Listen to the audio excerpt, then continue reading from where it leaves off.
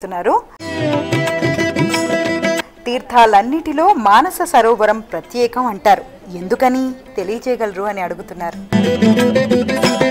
తిరుమల ఆ పక్కన ఒక పుష్కరణి నీరు, కాళహస్తి ఆ పక్కనే ఒక నది స్వర్ణముఖి, కాశీ విశ్వనాథ ఆలయం పక్కనే ఒక నది గంగా నది, ప్రయాగ త్రివేణి సంగమం.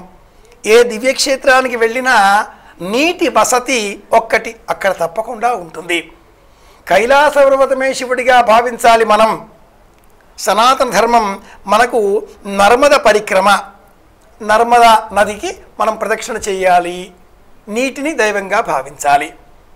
అరుణాచల ప్రదక్షిణ, అరుణాచల శిఖరం పరిక్రమ, కొండని దైవంగా భావించాలి.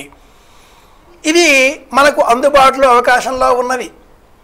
అందుబాటులో అవకాశంలో లేని కఠినమైన యాత్రారూపంగా మనం కొండ శిఖరం వైపుగా ప్రయాణం చేస్తే లౌకికమైనటువంటి విషయాల వాసనల నుంచి విడివడి మన ప్రయాణం ఉన్న చోట నుంచి ఉన్నత స్థానానికి ఊర్ధ్వ మార్గంలో అలా ప్రయాణానికి మనం ఉపక్రమిస్తే కనిపించేటటువంటి దివ్యధామం తీర్థం మానస సరోవరం.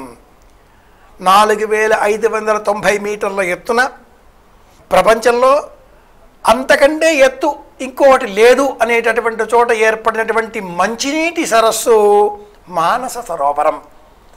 ఆ కైలాసాన్ని దైవంగా భావన చేసే సమయంలో మనల్ని మనం పునీతులం చేసుకోవాలి అంటే తీర్థం ఒకటి కావాలి. దేవతారాధన చేసిన తర్వాత తీర్థం తీసుకుంటాం. అకాల మృత్యుహరణం సర్వవ్యాధి నివారణం. ఇక్కడ మనం పూజ చేసే సమయంలో పరమేశ్వరార్పణంగా సమర్పించిన ఆ ద్రవ్యాన్ని తీర్థంగా తీసుకుని మురిసిపోయే మనం పరమేశ్వరుడి చేత నిర్మితమైనటువంటి ఆ సరస్సు, అది మంచినీటి సరస్సు. పక్కనే పరమేశ్వరుడే స్వయంగా శిఖర రూపంలో, కొండ రూపంలో మనకు ప్రకటితమై ఉన్నాడు, విభూతిని ప్రకటించి ఉన్నాడు. ఆ పక్కనే ఉన్న కలశ రూపంగా మనం భావన చేస్తే 144 కిలోమీటర్ల వైశాల్యంలో 90 మీటర్ల లోతులో ఉన్నటువంటి ఈ మానస సరోవరం ఎంత అద్భుతమైనది.